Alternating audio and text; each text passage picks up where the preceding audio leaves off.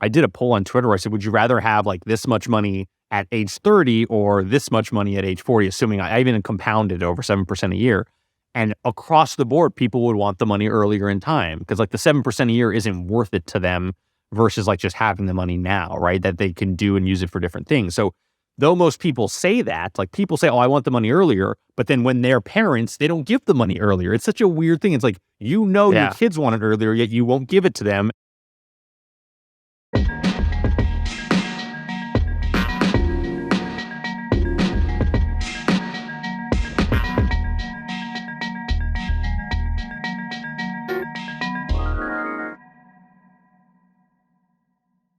Today, I am talking to Nick Maggiulli, a friend who is a fellow writer and creator on the internet who has taken a really interesting path.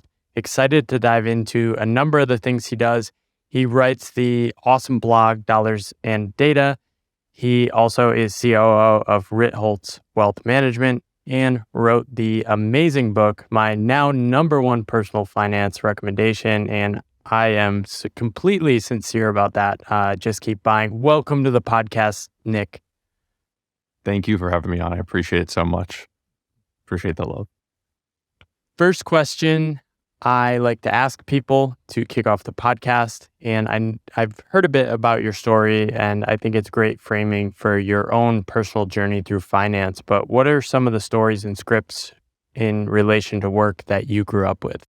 Yeah, so growing up, everything was about, work hard and you'll be rewarded, kind of follow the steps, go down the path, and I did that. I did it really well. Like I had straight A's all through, or straight O's, I guess, in elementary school, right? They didn't give A's, they gave O's for outstanding, straight O's. And then I got to middle school at straight A's through, was valedictorian in my high school class, had 4.0, unweighted, 4 point something, weighted, whatever it was. Went to Stanford University, same thing, just doing really well. And it was just a lot of that, just keep following the path, went into consulting, right? You can, the whole story, like your story is very similar, right? In many ways, like it's that same story of like, just jump through the hoops and you'll do well. And it's right to some extent. Like I don't disagree with that path. I don't think it's the worst thing in the world, but I don't think it's right for everyone. And a lot of people wake up at some point and say, hey, actually, this isn't right for me. And so at some point you start to realize like, what do I really care about? So I think for scripts, there's always just like work hard and you'll be rewarded, work hard, you'll be rewarded. And then you realize a lot of areas of life, that's not necessarily true. Like for example, in like relationships, like if I work harder to try and get some girl to like me or something, that's not going to actually produce the result that you want. It actually could produce the opposite result because you'll seem too needy or something, right? So you start to realize that a lot of the things you were taught in school about like, rewards and how you kind of, succeed in life don't translate into everything else, right? And so a lot of things they do, like if you work hard, I think for a lot of things, you will generally succeed at them. However, there's a lot more to success than just, putting in effort. So I think those are the big scripts that I saw. And like, in terms of what I heard from family, what I heard from other people, it's like hard work. And that was just reemphasized a lot. And I just followed that. I was very obedient to the system and, in many ways. And that's like even the little things I think about, like, like I'm very like, a stickler on rules. And not because I'm trying to be, but just because I think that's been so ingrained in my mind that like, it's really hard for me to kind of not see it that way, Yeah, it's interesting you started in consulting because I think the issue is not these careers early on. It's that there aren't many socially acceptable off-ramps, right? And I think that is often the hardest part. I imagine when you started consulting, you were pretty excited about working in consulting. Was that similar for you? Yeah. Oh, I was super excited. Like, in particular, so I know you did management. Management's like the most popular one people know about, McKinsey, Bain, BCG, et cetera. I worked in something called economics consulting or litigation consulting, which is lesser known, but it's far more analytical and data heavy. And so, if management consulting is looking to the future, like how do we improve the profitability of a business, et cetera, economics and litigation consulting is looking to the past. It's saying something happened in the past. Let's analyze what happened. Let's figure out what the damages are, et cetera. We're trying to remedy a past situation, not trying to project growth into the future or something like that. So those are the differences between those approaches. And one of them obviously relies on much more data, right? Because you have a lot more historical data. And so and I kind of realized I love programming and love data. And so I wanted to stay within that area. And so for me, it was great. And I don't regret going into consulting whatsoever. It gave me the skills I have today. But at some point I was like, hey, I want to do something else. I think I can use this data thing and do it in other things that I really care about or I find interesting. Yeah. When did the sort of, I call it the pebble in your shoe, stealing this from Kay, he's framing. When did that pebble in your shoe, when did you start to notice it? I think at some point I just realized like I didn't have a future in consulting. Like there's like a cap. Unless I went and got an MBA or went and got a PhD or something, I didn't want to do a PhD. It takes too long. Didn't think it was worth it. And then same with the MBA. It's like MBA, I'm going to lose 2 years of earnings. Plus I was going to spend however much, $200,000, whatever it is. I'm looking at $500,000 in cost, right? And I'm not someone, I came from like a lower middle class family. So I'm like, I'm not someone who's going to be like, oh yeah, just spend $500,000, no big deal. Like that was a significant amount of money for me. And so like, I didn't want to do that, right? I couldn't give that up. So I was like, I got to find a path that makes more sense for me and kind of uses my skills and, what I really care about. And what I cared about was personal finance and investing. I'm just like, what can I write about in this space that's different than what everyone said 50 times before? Like that was my big question, right? When I was like, the pebble in my shoe was like, there's something here and I think I have a skill I can use to like address a lot of this stuff, but I have to do it in a way that no one's done it before. Otherwise it's just going to be boring, right? Were you reading blogs like The Big Picture?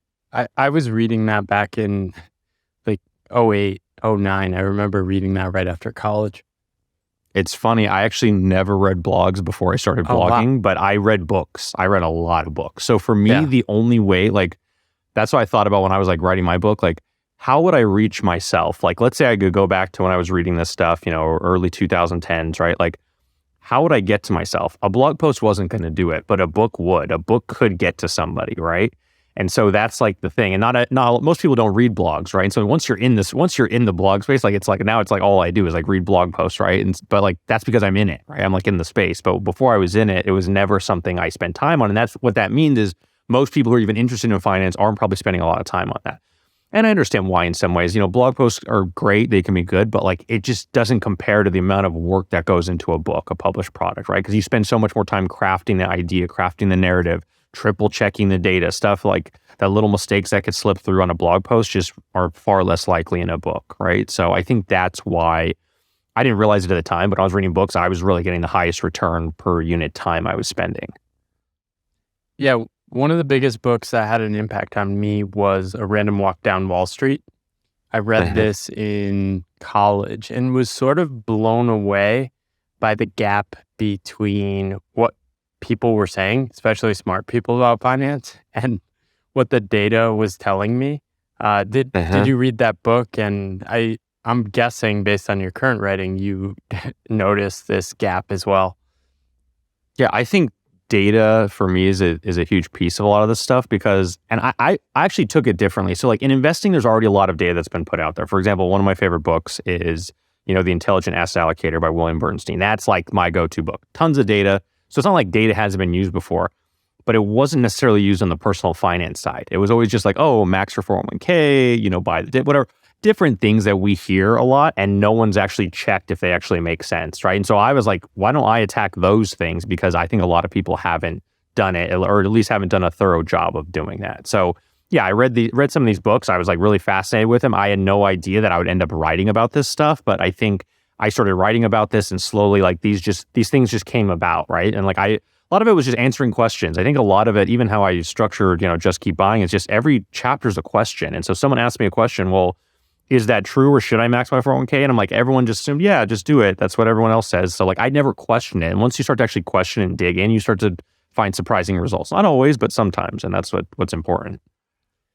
Well, I think what's interesting is you're sort of stumbling upon similar things I did with questioning work, which is that there's sort of these scripts people follow, but they only sort of work if you look at the human as a robotic machine that sort of goes through life, right?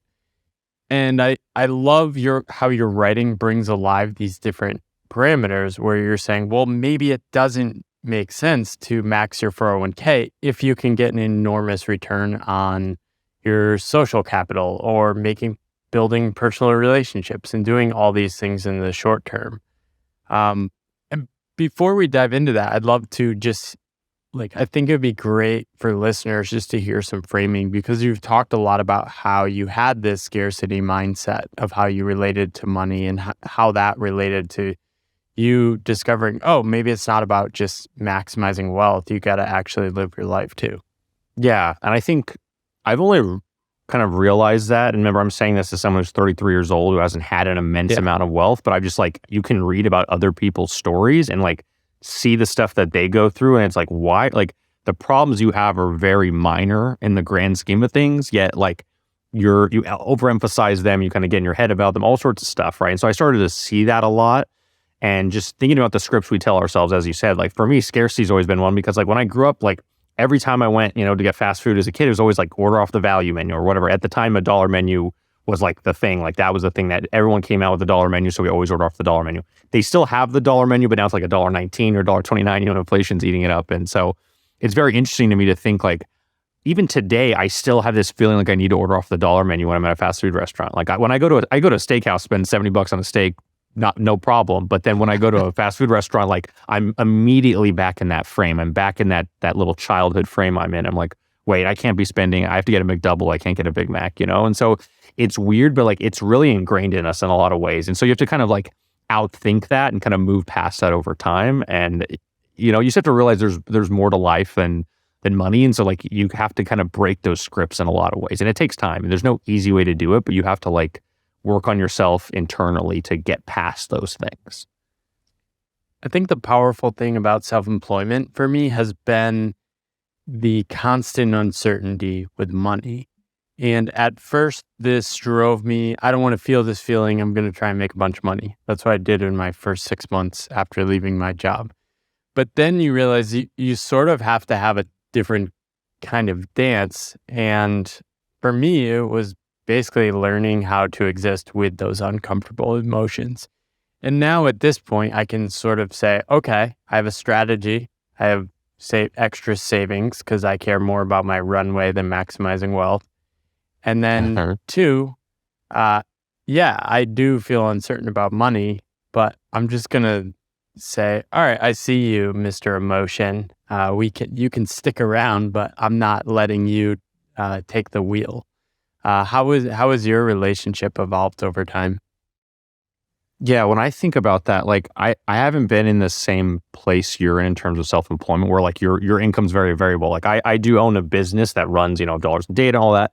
And I can see that income is quite variable. Even year to year, things change, things come in and out. For example, there was a new SEC marketing rule. My email business is basically shut down now because we can't link to anything that is hypothetical performance if we can't verify it. So like the SEC has basically shut that stuff down. So like a lot of people are using hypothetical performance, right? So that's a clear example of like, let's say I was, self-employed and I was relying on that, right? That's an example of where, oh gosh, that's something that could, get you in trouble if you're not, keeping up with the laws and regulations. So I haven't really had that same sense of had to deal with that emotion. And I'm guessing if I did, I would go through the same type of thinking that you did. But a lot of things too is like, I think we like hide, like, especially like as you start to gain more assets, if you just move them into another account, it's like they don't exist, right? And so you forget, you're like, oh, I only have X dollars. Like, let's say I hypothetically keep like 10 grand in my checking account or something, right? Like I could have another, $100,000 in a 401k or $1 million in a 401k or whatever. And if I'm not looking at it, I feel like I still only have $10,000, right? Even though you have like, okay, these other assets, but like you mentally can push them off your radar, and then you can get back into that mindset of like, I don't have any money when you really do, right? And so I think that's a lot of what we do is like a lot of mental accounting and how we use mental accounting. And so like, for example, I don't really look at my retirement assets as things I can touch right now. So I really do think those things disappear into the void, right? Like they're gone, Same. right?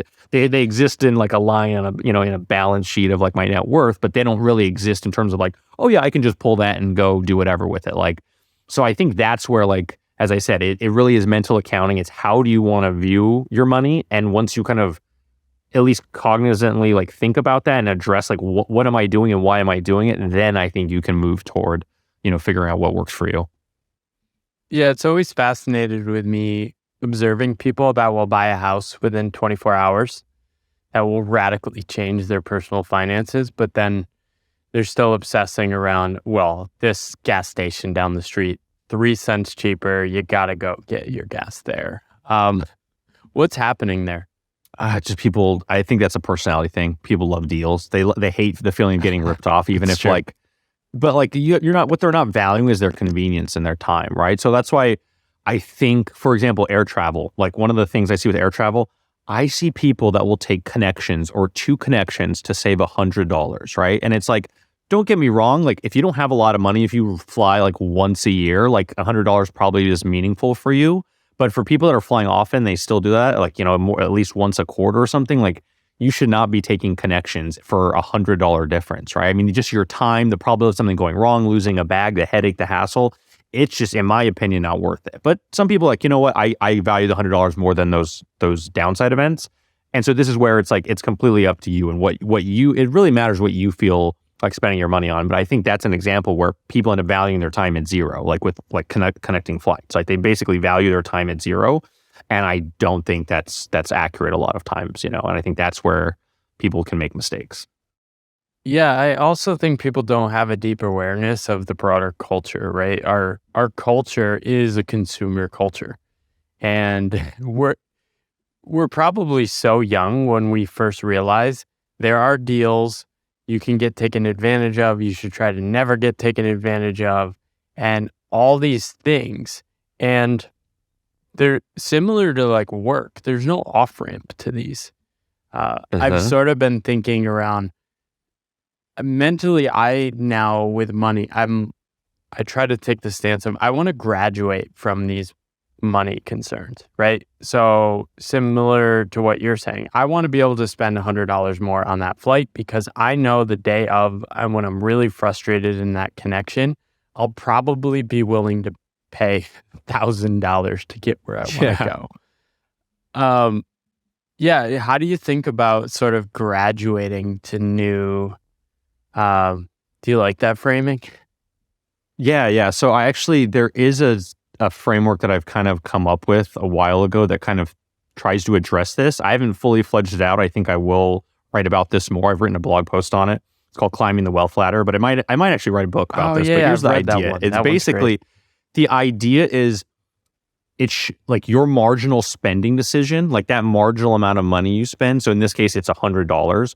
I'm arguing that you should have a net worth that's like somewhere in the order of like, that should be 0.01% or what we call 1 basis point of your total net worth. So in the case of like a $1 decision, which means like, oh, do I get like cage-free? Okay, eggs is a bad example because eggs are really high right now, but like normally it's like cage-free eggs are like $1 more than the standard eggs. Right now it's probably like $3 more. But that $1 decision, that question is like, okay, if I had $10,000 in net worth, right, or liquid net worth, that $1 is 1/10,000th of my net worth, right? So I can spend that dollar and it's not going to really affect me, right? So it's like figuring out how much money can you spend without it impacting your finances whatsoever. And so for someone who has $10,000, I would argue if you spend $1, it's like nothing to you, right? And so if you have $100,000, spending an extra $10 is nothing, et cetera, right? Now, obviously, it depends how often you spend, and there's a lot more to this framework. But the idea is like figuring out, okay, how often am I making this decision? If I'm doing a flight, once a year, like maybe it's worth that $100 to save myself, 4 or 5 hours of time, right? Especially if you can just look at this from the time perspective. Like if you make $20 an hour and you're going to save 5 hours of time, right there it is, five hours of time, $20 an hour, that's $100. There it is, right there. Of course, that's not after taxes. We can get into the details, but you get my point, right? So I think that's how you I can do love it. it. You have to come up with different frameworks to rethink how you view money. And so for me, I'm just saying like, I'm at the point now where when I go to a restaurant, I don't like necessarily look at the menu prices on like an entree, right? Of course, like the bottle of wine going from like, $40 to $100 or $1,000. Yes, I would definitely care about that. But like, I'm not like, oh, should I get the salmon or the burger? Cause it's like $8 more. Like I'm just gonna, if I want the burger, I want the burger. If I want the salmon, I get the salmon, right? And so I think that happens as you gain more assets. I think that will naturally happen, but for some people it doesn't. I think using this framework is a better way of saying, hey, okay, I've graduated past that. I can spend an extra $10 on this without, breaking the bank. I love that. So January 2nd, 2017, you decide to write a blog post. Talk me through what led to that and why you decided to hit publish and put yourself out there. So it was late 2016. I've been thinking, I had this notebook of all these blog post ideas. And I was like, you know what? I want to write about this. Like, I think it's time. And so I registered the domain. I got the Twitter account at Dollars and Data. Like, I think the day before, I think maybe December 31st or December 30th, 2016, I said, this will be my New Year's resolution. I'm going to put out one blog post a week. I'm just going to keep doing it. Right.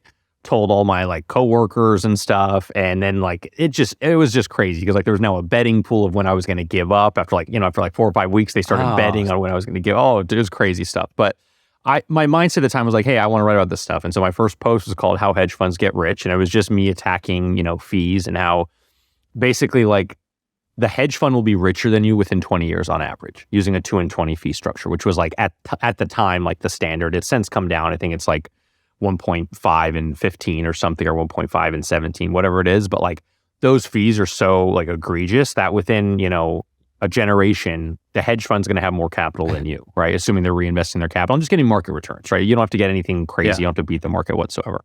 But yeah, for me, it's just at the time, that was like where I was at. My head was at like, hey, I think I can do stuff with data. I can like have all my code publicly shown so people can see what I'm doing exactly and they can copy it, whatever. And to this day, every post I've ever written, every piece of code is on the internet, freely available. You can literally go and copy me, like exactly what I do. Like there's no secrets, not hiding anything. The only thing I can't publish is the data because a lot of times the data is private and I have a license to that and I cannot share it publicly. Outside of that, and a lot of stuff is public. Like all my S&P 500 data, you can get that. That's Shiller's data.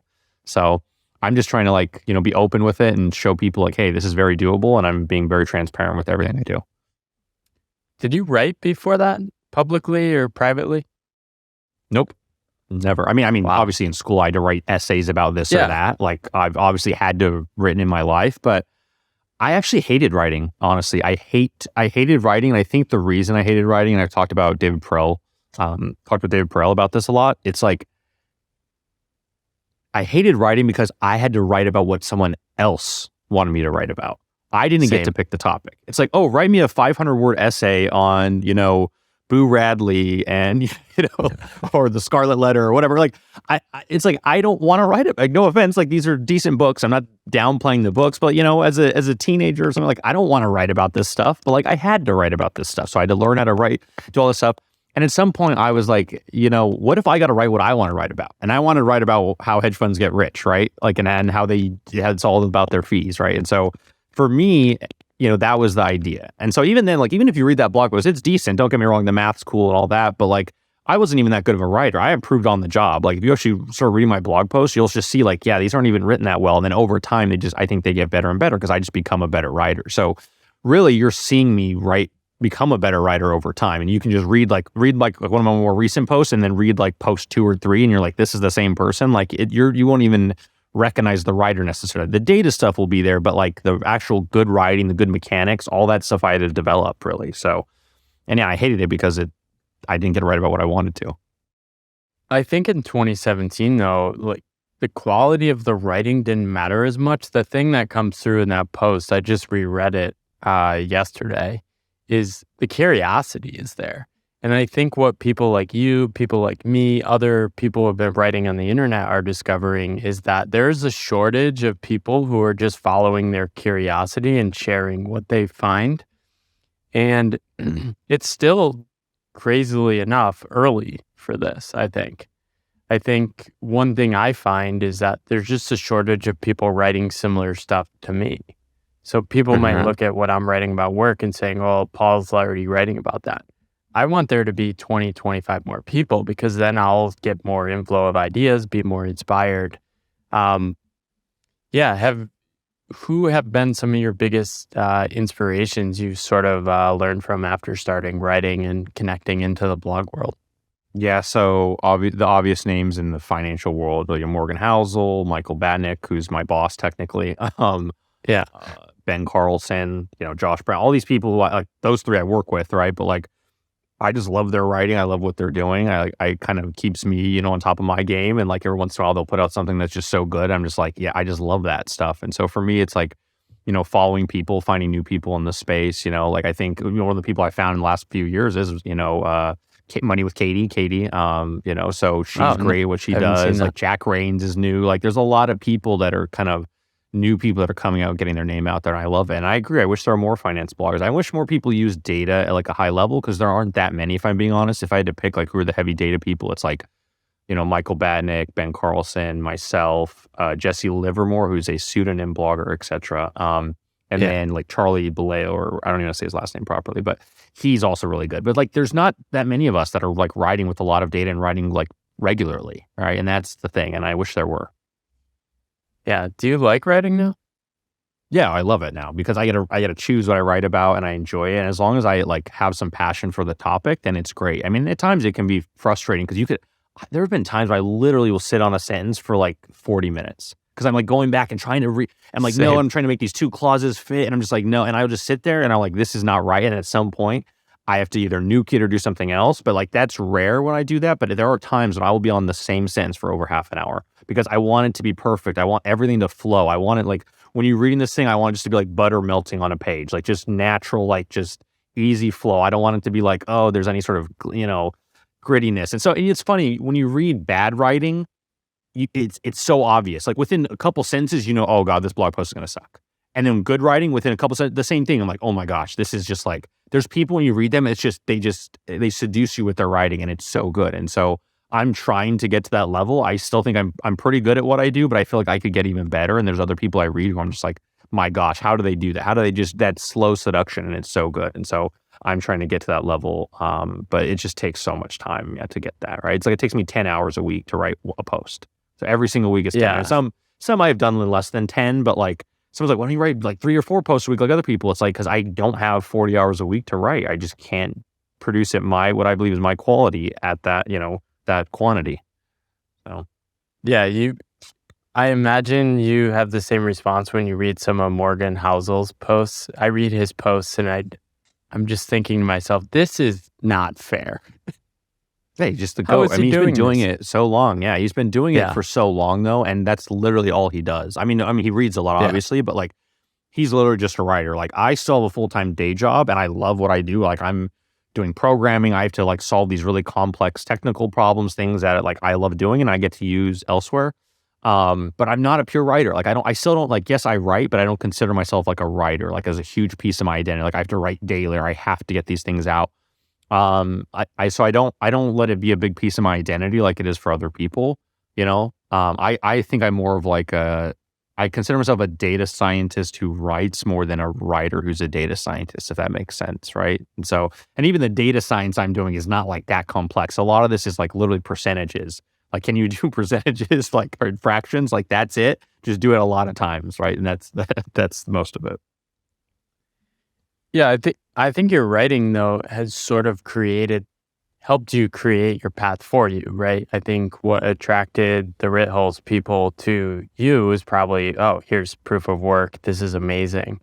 I'm curious though, when did it shift from I'm just trying to keep this streak going from, oh, this is something I want to do for a long time, and this could be something bigger than me being a strategy consultant or economics research consultant?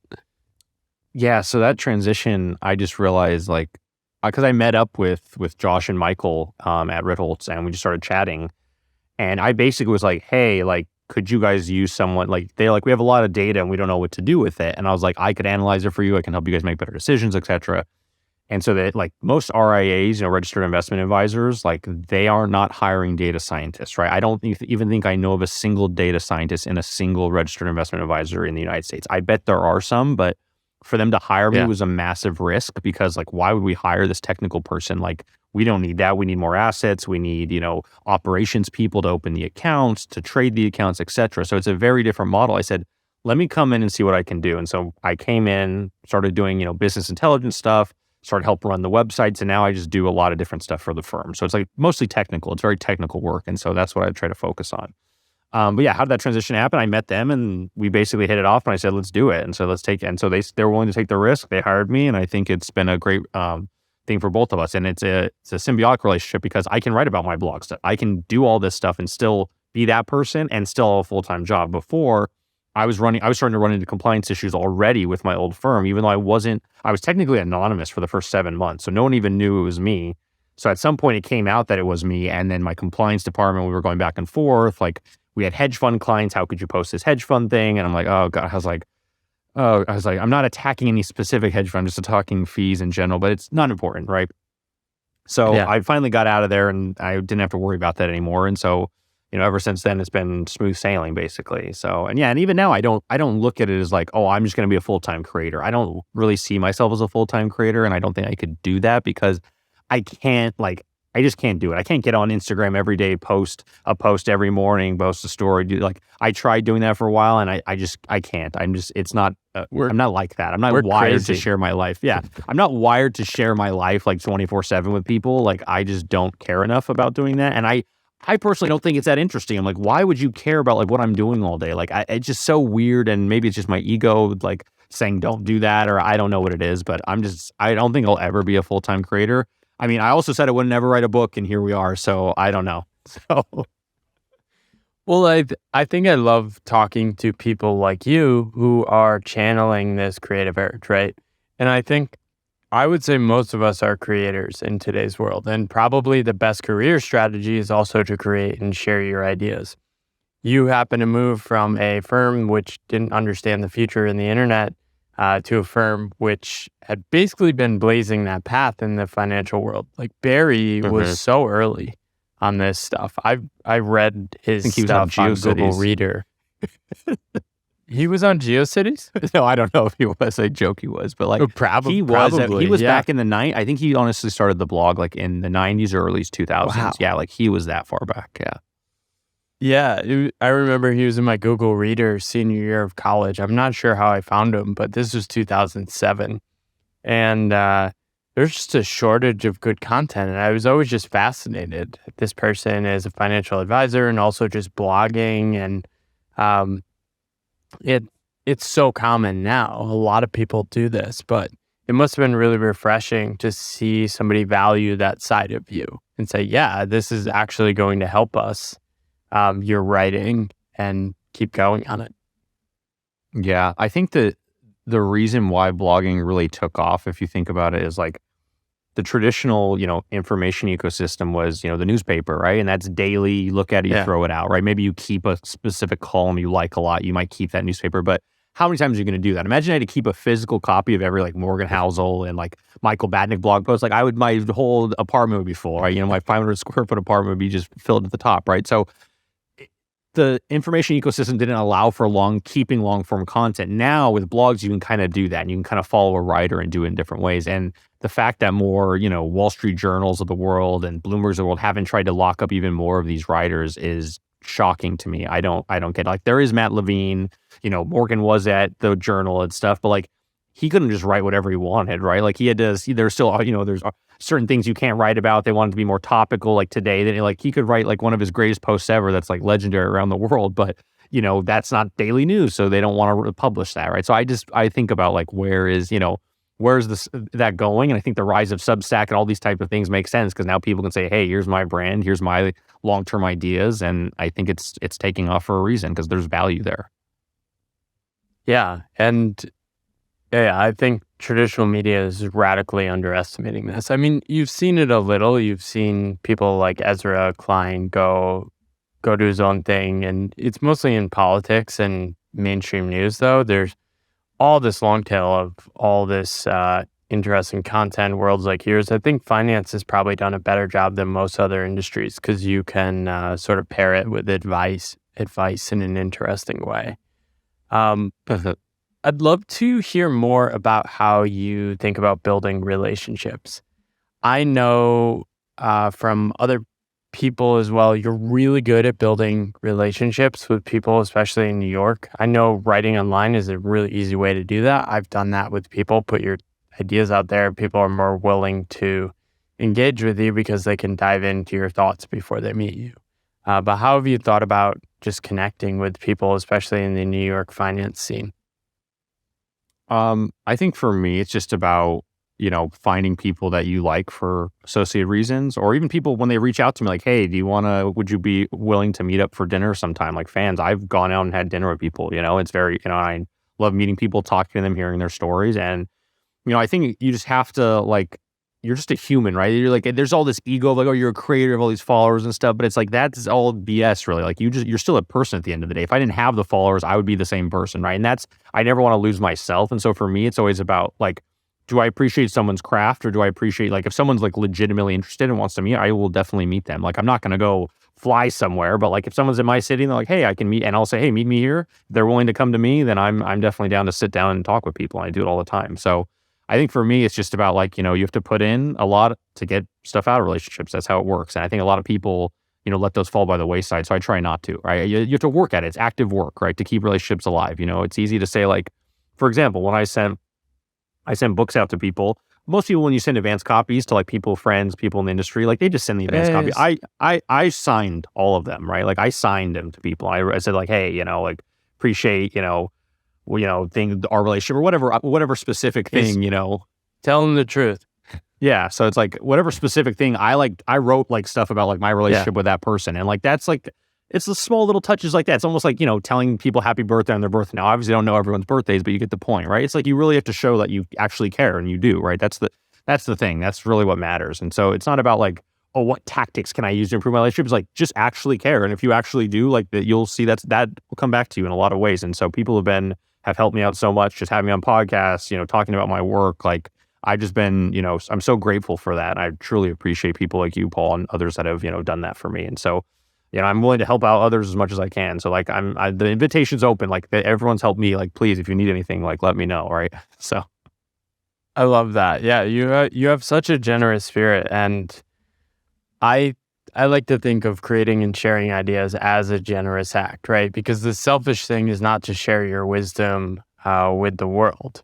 And like, just keep buying is so good. Thank you. I appreciate that. I'm unofficial hype man for this because there is so much bullshit in the world about finance. And it's actually pretty simple, right? Like, that's why I like your book. One, it talks to you like a human. And two, there's no pretension or, oh, you need to be smart to understand finance. It's simple rules, like just keep buying, right? Yeah, that's one of them. I try to do that. All I do with finance, though. Yeah, I appreciate that. I appreciate being a hype man. But yeah, I mean, because I think people always think like, oh, you have to like just really dumb it down for people. And I'm like, no, people are pretty smart, but like, just don't use jargon. Like, people understand ideas. You just have to explain it. If I say like, for example, anytime I talk about basis points, if I just talk basis points, like, what is that? I don't know what a basis point is. Oh, it's 1/100%, right? So 100 basis points is 1%. It's very easy. Now, oh, the Fed's going to raise by 50 basis points. They're raising by 0.5%, 0.5%, right? So I'll make sure I explain that. I won't just go straight into jargon, right? Because otherwise you lose people right away. And so you have to make sure people can understand what a basis point is. And so if you think they can't, you're like trying to like that's where you start to lose people, right? Because it's a very simple concept, right? This is, division, right? It's like, as I said, everything's division and multiplication in the book mostly, but just done a lot of times. That's what compounding is, right? So. Yeah, I wish more people in the finance industry would do this. I'm a relatively intelligent person, but I'm like Googling basis points every time I hear it. It's just, I don't work in finance, so it's not intuitive for my brain for some reason. But yeah, but people get it though over time, right? You'll do it enough, and you'll be like, oh yeah, that makes sense. 10 bips, okay, 0.1%, okay, like 100 bips, 1%, yeah. Bips is basis points for people that don't. Yes, because I didn't know this at one point too. So one of the cool things in the book, you basically debunked lifestyle creep, which I don't think is intuitive for people. I think lifestyle creep is this idea that people sort of believe it while also not actually having it play out in their own life. So why, spending doesn't increase with income? Even though we say things like that, we reinforce this idea, we sort of believe in lifestyle creep. What's the gap there? Well, I think just the story is very compelling. And all you have to do is find a few examples where this is true. And then therefore in your mind, it's like a law. Like, oh yeah, they just got a big raise, they got a big car, they got this. most people, when their income goes up, they don't spend that much more. I mean, generally spending does rise with income, but it doesn't rise, like linearly. It's not like, oh, I got $1 more, I'm going to spend $1 more or whatever. Even, it doesn't even match. Like, let's say you're spending 50% of your income every year, your after-tax income. It's not like, oh, if I doubled my after-tax income, I would double my after-tax spending. Some people would double it. Some people would do more than double, maybe spend even more of their money, right? But most people don't, right? And so I think the simplest analogy for this is what I call the law of the stomach, right? Like, if I increased your income by 10x, would you eat 10 times more? Like, no, you wouldn't, right? I'd argue you'd probably spend a little bit more on food, maybe get higher quality ingredients. I mean, if you made 100 times more, maybe you'd have your own personal chef or something, but you're not going to spend, commensurate with the raise in income, right? And so I think that's what makes more sense to people. Like, oh yeah, and so just because of that, like, yes, lifestyle creep does happen. And I think it's a little bit of it is okay. And I show in the book mathematically how much you could creep. It's roughly half, like just for the punchline for people. It's roughly half. So if you got a raise of, let's say, $10,000 after tax a year, you could spend roughly half of that. And the other half you would have to save in order to stay on track for retirement. So, that's the big punchline there. But it goes to show, like, the answer isn't don't lifestyle creep at all or lifestyle creep all you want. It's somewhere in the middle. In this case, it literally is 50%. So it just, the numbers came out that way. But yeah, that's what I thought was interesting. Yeah. I've had a lot of lifestyle creep in the last 3 months. I've gone from 2 suitcases for 4.5 years to now we have a full 2-bedroom apartment. We just acquired an air fryer, and we have all sorts of baby stuff that we needed to acquire. But this is good lifestyle creep because we're sort of entering into a new chapter. So I'm excited for it. Yeah, I wouldn't even call that lifestyle creep if it's like required. Like, you can't be like, oh, I had to buy a crib, lifestyle creep. Like, no, you need a crib, or like I have to feed my child, lifestyle creep. Like, no, that's not lifestyle creep. That's like literally like that's living your life. Lifestyle creep would be like, oh, we have a baby. Oh, now that I have a baby, I'm going to get myself a Porsche. Like that doesn't make any sense, right? Like that's lifestyle creep. Yeah, it's interesting that I even labeled it that, right? I definitely have some insecurity about spending money because early on in my path, and you read this in my book, like I have this line, I was obsessed with like just minimizing spend, and it was actually great because it gave me permission to stay on the path longer and my runway extended. But I was playing accountant, not living my life. And the past year I've started making a little more money. I've been really lucky with some of my things taking off, and I've actually tried to practice spending to lean into that discomfort. I love biking. I'm biking all the time, but I'm using the Metro bike, like bike share, and half the bikes are dead sometimes. I just purchased a electric bike, which was $1,400. Now I have the money for this, but I couldn't do it for 2 months until my wife was like, buy the damn e-bike, reward yourself with something. And this stuff is just so hard, and it's a constant learning journey. What are some of the things, maybe money-wise, you've sort of tried to lean into with spending more or investing a little more in yourself in the past couple of years? Yeah, so there's a lot of tricks you can use. Like, for example, with that e-bike example, like you could like try and do it as a per use cost, right? Like, let's say, you ride your e-bike. I don't want to do 100 times a year. Yeah, but I'm saying, like, you can do this in your head, right? Let's say you do it 100 times a year, right? So take 1,400 divided by 100. That means every time you use it, you're spending $14, right? But it's not like after 100 uses, it's going to disintegrate. Like maybe you use it 1,000 times in your life. Now, every time you use it's 140. How much do you spend on the city bike or whatever when you rent it, right? It's like, if you start doing it per use, like maybe it's even more expensive than the city bike, but it's your bike. It's like, you know it exactly. You can set it up. It's always going to be there. It's reliable. There's no time cost, right? Like once you start valuing your time and stuff, you start to see that all this money stuff actually makes a lot more sense. And for example, I pay for someone to do my laundry every week. Probably the biggest value add I have. I spend about $20 a week, and I take my laundry down to a laundromat. They do it all for me. And then I even pick it up. It's right across the street. They could even deliver it, but I'm like, don't deliver. I'll just come pick it up, right? So it's not the hassle of me walking across the street is no big deal. But that's something that adds, multiples to my life in terms of like having to match socks, having to fold everything. It comes folded, ready to go. I just put it away, right? So that saves me so much time for $20 a week. It's like that's an example of where like you could drive yourself crazy with the amount of stuff you have to do. And it's like, if you can find those little things where you can spend just a little bit of money to then end up saving yourself a ton of time and just annoyance, like I think it's worth it. And so in this case, you having to find a bike every time, that's annoying, right? Like imagine just having your bike there ready every time. That's important. I think that's an example of like money well spent. So it's coming next week. Let's go, baby. Yeah. I say focus on fulfillment. I'm going to be an e-bike influencer. I hope so. Off-road, pathless pathing. Yeah, I love it. So this is the funny thing about writing a book called Pathless Path. Every time I posted a picture of me bike riding on a path yesterday, and I got 7 comments back, and they're like, "That looks like a path, buddy." Yeah, there's an account on Twitter that anytime I post anything, they say just keep, and they replace the last word with something else. Like every time, like, you know, like just keep uploading. Like I uploaded, or I put that like every time, and it's like some little like burner account, and it's just every time. It's like, what are they going to say this week? You know, like there's a picture of me swimming, they're going to say just keep swimming. There's a picture of me, I don't know, dancing, just keep dancing. I just know it, and I just wait for it. It happens every time, and it's so funny to me. So you brand yourself, so right? Funny. Yeah, for sure. What?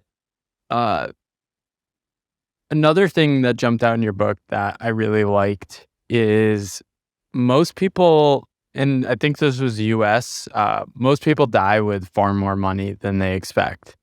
And it was more than half, right? More than half, I think I have the actual thing. More than half die with more than 200,000 or something like that. I can pull up the exact numbers. Yeah, but, that would be helpful because I know which chapter you're talking about, but there's like a bunch of different stats in there, and I don't want to say the wrong one. So yeah, so the average retired adult who dies in their 60s leaves behind 296,000 in net wealth, 313,000 in their 70s, 315,000 in their 80s, and 238,000 in their 90s. Yeah, I think 2 things. 1, underestimating the power of compounding, and 2, overestimating how much you'll need in your later decades because spending declines, you pointed out as well. Yeah, spending declines by about 1% a year in retirement. So after 10 years, you should be spending on average, 10% less, all else equal, right? The other thing too is like, because markets have generally done well over the long term, like people expect, I'm just going to spend out all my money. What happens is their wealth tends to increase over time. And like Michael Kitces did this study, and I still can't believe this is real, but it is like, if you had a 60-40 portfolio and you just, use the 4% rule, pull out 4% a year of that portfolio. So let's just give a quick example. Let's say you had $1 million in a portfolio. You pull out 40,000 the first year. The next year, you obviously adjust for inflation, pull out a little bit more than 40 and keep doing that. You do that for 30 years, you're more likely to have 4 times your beginning balance than be below your starting balance after 30 years. So if you start with $1 million, you're more likely to have $4 million after pulling money out for 30 years than you are to have less than $1 million, right? So like it goes to show the upside surprises are far more there than the downside surprise. So everyone worries about running out of money, and there's just not a lot of evidence in the data that it's done. And I've done research since, and if I do a second edition, Just Keep Buying, I'll definitely throw this in there. If you actually look at how retirees spend their money, what they do is what I just call income matching. So like they match their spending to their income. So if like they have, let's say, right now the average benefit for like Social Security is something like, I think it's $1,500 a month. So what is that? That's like $18,000 a year for a single person. So like if you're getting $18,000 a year in Social Security income, let's say you pull out another, you have 18,000 there, and let's say your dividends are paying you 10 grand a year. That means you have 28 grand a year, right, from your portfolio and Social Security. You're going to spend 28 grand a year. And so what that means is most people literally just spend what their guaranteed income is, whether that's from dividends or whatever. And Social Security, they just spend that. They almost never touch principal. And I talk about that. Only 1 in 7 retirees with the portfolio is actually pulling principal. The other 6 out of 7 are either just spending like their investment, like their dividends and Social Security. Most of them, and then there's even a subset that aren't even spending that. So basically they get their dividends and then they don't know what to do with it, so they reinvest it. Like imagine being 70 years old, getting $10,000 in dividends for the year, and then you have your 18,000 from Social Security, and then only spending 25 grand, right? So you have extra 3 grand that you put back into the market, right? And so that's it. That's an example where so many people, they like they have all this money, they don't know what to do with it, they just keep buying stuff, right? And so it's super interesting to me that happens. I mean, most RMDs, which are required minimum distributions, which is the government like mandates once you get like age 72 or something like that, you have to start taking money out of these retirement accounts to get taxed. Most of that money ends up getting reinvested. People are not spending their RMDs. They're just taking it and then putting it back into the market. So if that doesn't tell you everything you need to know, then I don't know what will. Yeah, I think your book could be, hey, retirees, just start spending or something.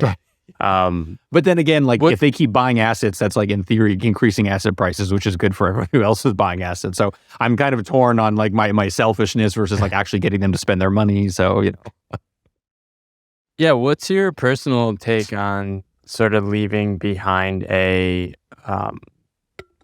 missing the word. What am I thinking inheritance? of? Oh, inheritance. Bequest yeah. That seems to be like a certain amount of lifestyle creep, I sense. Like, it could just be me. Like, I want to inject money into young people that are able to use it and people in my life that I can support and create good experiences in my life. Do you think a lot of inheritance or wanting to leave behind stuff, I mean, there's ego and legacy stuff, but do you think a lot of it is just like unresolved scarcity mindset? Some of that. So I've since publishing the book, a lot of these questions come up. I've been asked a lot of stuff. And so I've dug into a lot of these things more so. And I will probably said if there's a second edition, I'll include this. But one of the things people do and they're really worried about, and I think this is a US specific problem, they end up keeping a lot more money. And I think this is not necessarily irrational. So as we said, there's all these people that die with all this extra money. It's like, why? That seems irrational, right? They could have spent it or used it or something, right? The real reason, at least when we ask people, they're worried about a very adverse health outcome to the point where it would bankrupt them. Yeah. So because they're worried about some really crazy health outcome, which for most people, that never happens, right? Like, yes, everyone will eventually get sick or they'll die eventually, but like having a really bad health outcome where you're spending like, a couple $1,000s per day just to stay alive, like that is very rare for a lot of people.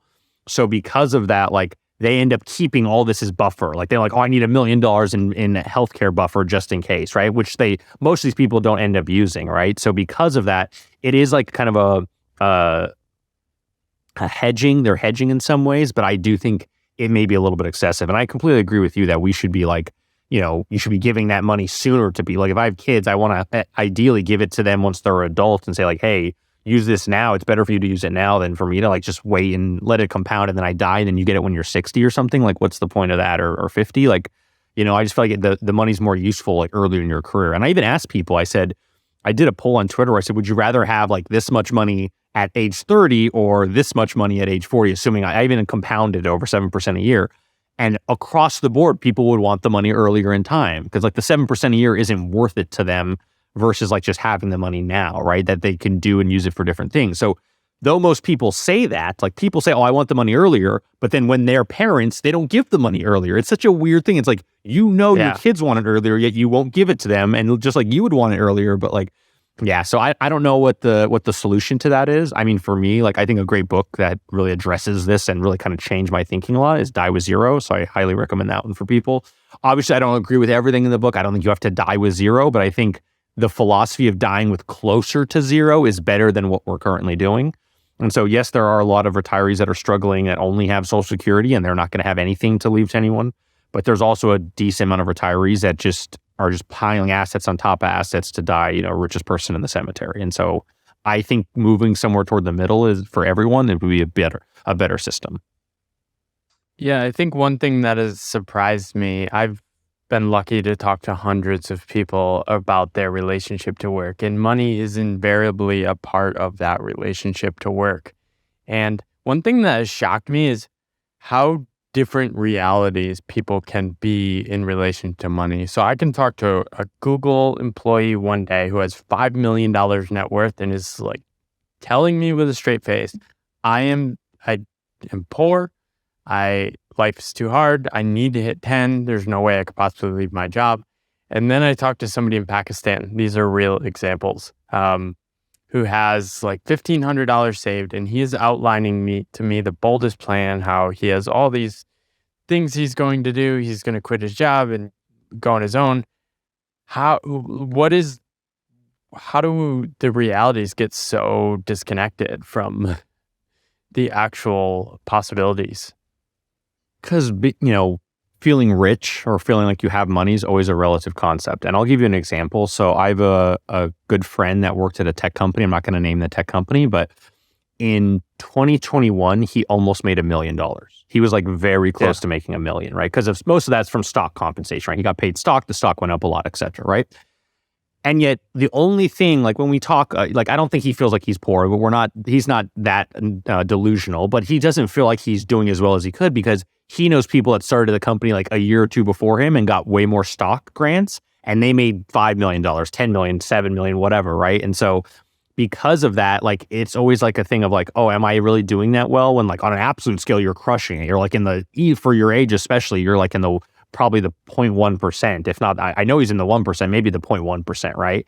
And so I can talk to people and like, if they feel like all the people around them are doing better than them, they can feel bad even though they're doing better than like basically everybody, right? So it's always just because it's a relative concept, right? And that's where I'm just like shocked by that. Like people like, oh, you're worried about money? Like, man, you're absolutely crushing it. Like I've not made anywhere near $1 million and I'm not worried about money like in the way that you are, right? And so it's just funny to me. I think, but hey, you have to think about how you define yourself, how you judge yourself, how you compare yourself, who you compare yourself to. They always say, oh, I don't compare myself to anyone. That's the best thing. But I don't think it's realistic. People do that. People are going to do that. It's just natural. Like, why do you think Instagram exists and all this crap? Because like people do that. If they didn't do it, like we wouldn't have all these things that allow people to do it. So I'm not here to tell you don't do it. Of course, like I try to minimize how you compare people, but like you have to think about things more holistically, right? You can't just say, oh, well, that person makes more money than me. Like, okay, would you trade your entire life with their life? Like if you would, then that's a different story, but most people wouldn't. Like maybe you wouldn't like to look like them or you wouldn't like to work in their job or you wouldn't like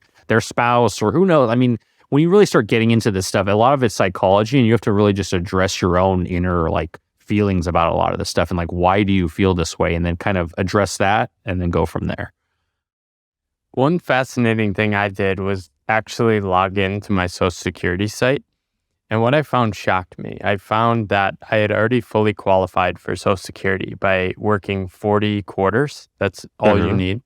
40 quarters of income in adult life and you're fully qualified. Now the number you can get goes up, but it tells you the calculation. So I put 67 years and 0 months and it calculated I would make about, where's the number? $1,800 a month in retirement.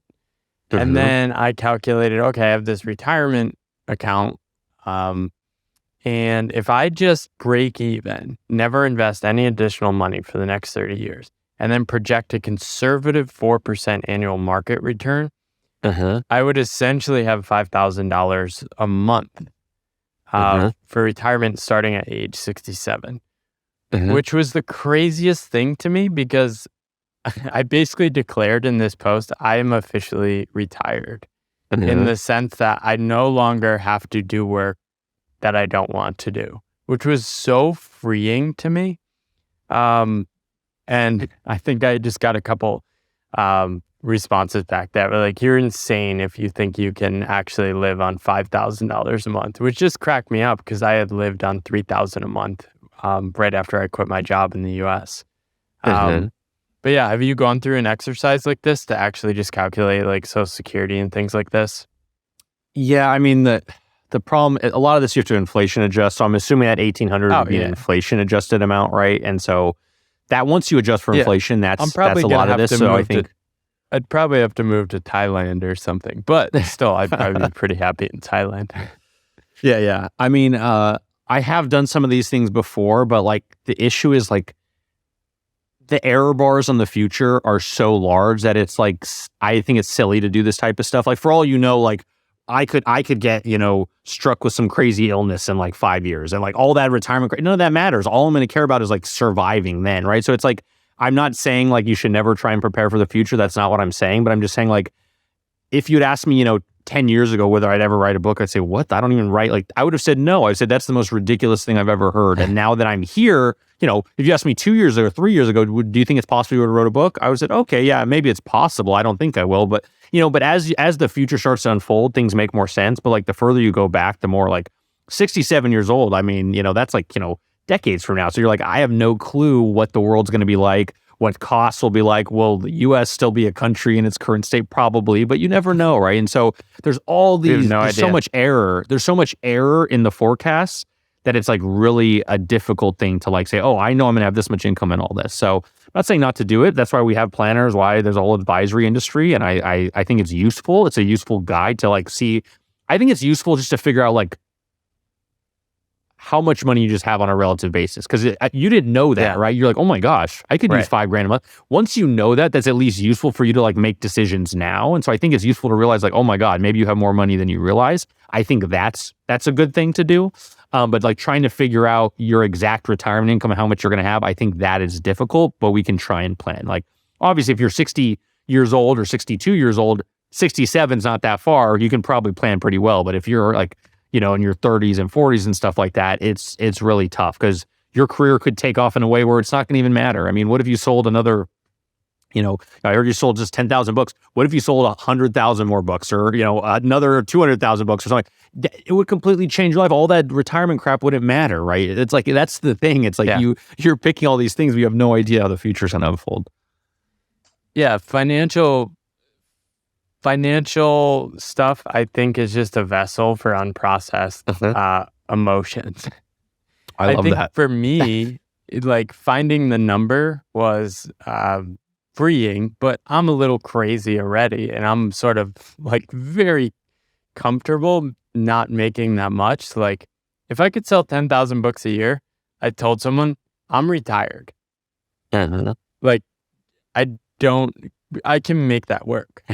And I'm creative and savvy enough to basically do things I like and keep it going. And I think what a lot of people struggle with that is there's this base level assumption in our society, especially the US, that you should always be aiming for more. And what if you just didn't? And it's a really uncomfortable experiment for people. But I think doing things like you and I are doing, I think just writing about money is powerful because you sort of have to challenge your assumptions. But yeah, what are some of the other assumptions you've uncovered that people don't really think about? In terms of just like financial assumptions, things Money. like that. Yeah. Money assumptions. Yeah. So we talked about like being rich is relative. I think that's a big thing that people need to process at some point. Another big idea is like, as I said, people are probably oversaving. That's a crazy idea. Like, what do you mean I'm oversaving? Like, as you just said, you just found like when you run the retirement numbers, like, wow, I actually have enough to where I wouldn't have to even worry about retirement. So I don't need to save another dollar for that if I didn't want to, right? So that's another big point people miss. We've talked about, I think another thing, which we kind of discussed this a little, but like, I think how most people get rich is from their income. It's not from like, coupons and cutting their spending. Of course, there are exceptions. No. There's people who probably spend way too much money and could cut back a lot and then start saving a ton, but that's not going to happen. Those people that spend a lot of money probably like doing that. It's really hard to, change your lifestyle in extreme ways.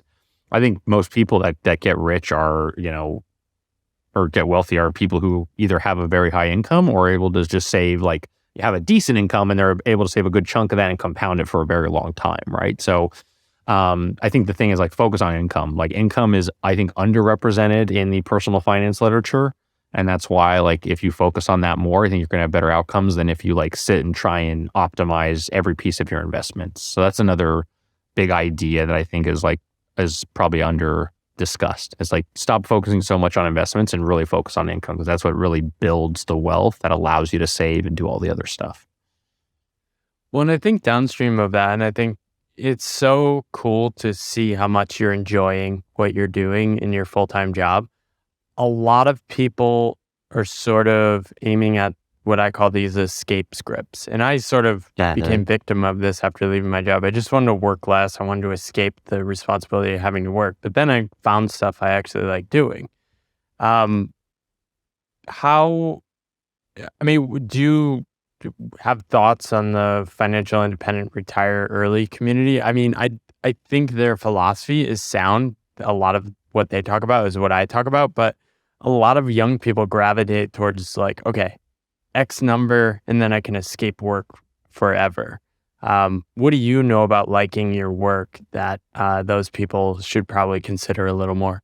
I mean, I guess the question is, and the quote I say in the book is, before you figure out what you're going to retire from, figure out what you're going to retire to. And so what that means is like, I love that. this isn't even necessarily a money question. It's more of a question about your lifestyle and what you actually want to do in quote retirement. So you want to do fire? That's fine. I have nothing against fire personally. I think where fire goes wrong is when people just optimize for the dollar figure and they have no clue what they're going to do once they get there. Now, I'm not saying that's every fire blogger. No, there's a lot of people that do that hit fire and they go right off into the sunset and they're happy and they have a great life.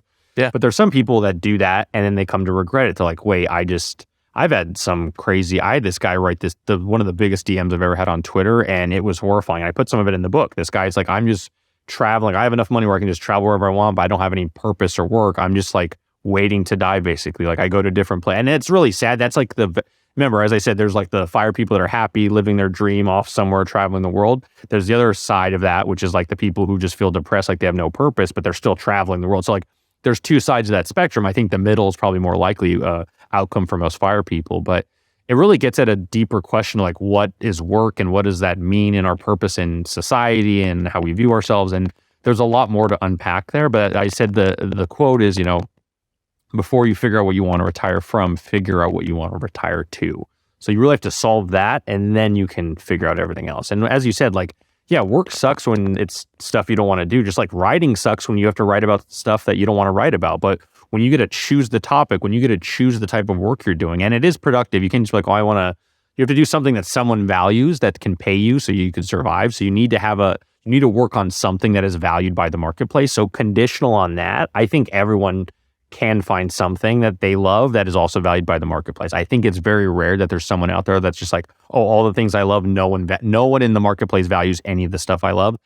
If that's you, then like you're in a tough spot and you need to kind of reassign, what you're going to do for work. But most people, I think, should be able to find something that they love that also can, at least make a living off. I'm not saying you're going to be rich off of that, but you can at least make a living doing some of that stuff. Yeah, I think that is why some ways acquiring too much money before quitting your job can be a trap, because then your bar of what you're going to consider is so high. I think I got lucky in that I didn't have financial freedom before I left my job. So I always knew, all right, I have to make money. I need to figure it out. I discovered Coast Fire, which is an interesting reframe, which is basically, okay, you quit, you have some money, but you're assuming you're going to have to make money doing what you like. And I sort of like that reframe. I got lucky because I didn't want a job. I needed to make money otherwise, but I wasn't willing to create another job for myself. So I needed to split the middle. And it took a few years. It was definitely hard, but I do think more people could probably find work and find ways to make money than they imagine. It's just they've never taken a break from full-time work and actually bet on themselves. Yeah, so I'm a big fan of this. Like, I don't know what to call it. I bet someone's probably labeled this, but like the foot in the door technique. Like you have your main foot is in your job, but you start a side thing and you start a side hustle while you're still doing your main thing. You kind of just do it and grow. And that's what I've done. And I still keep that, but I don't want to leave the main thing. I like working with other people. I like having a community, and like, we go and we have parties. Like, it's just cool to like kind of have a group of people you can go and see and like that familiarity. And so and especially if you like the people you work with, that's a huge plus. If you don't, that's very different. But like, for me, it's like, I like having that community. And like, if I was a full-time creator, I'd be sitting here. Yes, I'd probably be closer with other creators like you, and I'd probably spend more time talking to more creators. And I don't do that as much now, but like, it wouldn't feel the same as like people I go see in real life and sit down with and do that. So I think for me, like figuring out that balance of, okay, how much do I want my foot in the side hustle versus my foot in the main thing, and kind of figuring that out, that's the hard part, but that's the work that people have to do. Yeah, I definitely miss that. You probably just have to move to Austin like the rest of us. What? I mean, it is middle of the country. My family's in California, so they would prefer the closer I am. But awesome. Where can people read more about your stuff? Where can they follow you? Yeah, so you can find me on Twitter at Dollars and Data. You can read more of my stuff at ofdollarsandData.com. And you can find my book, Just Keep Buying, at Amazon. So, and by the way, if you want to reach out to me, I'm also on Instagram at Nick Maggiulli. Feel free to DM me on Instagram or Twitter. I try to answer every single DM. So I'm usually pretty good about that. So if you have a question about something, whether you're reading my book, my blog, whatever, just a question about something I said, feel free to reach out. I love it. Thank you so much for all your writing and all you do with sharing your ideas. Appreciate it, Paul. Thanks for having me on. Hey there. Thanks for watching that episode of the Pathless Path podcast in video form on YouTube. If you want to see more episodes, you can find links to further episodes up here, or you can subscribe over here. Thank you for your support, and I wish you luck on your own pathless path.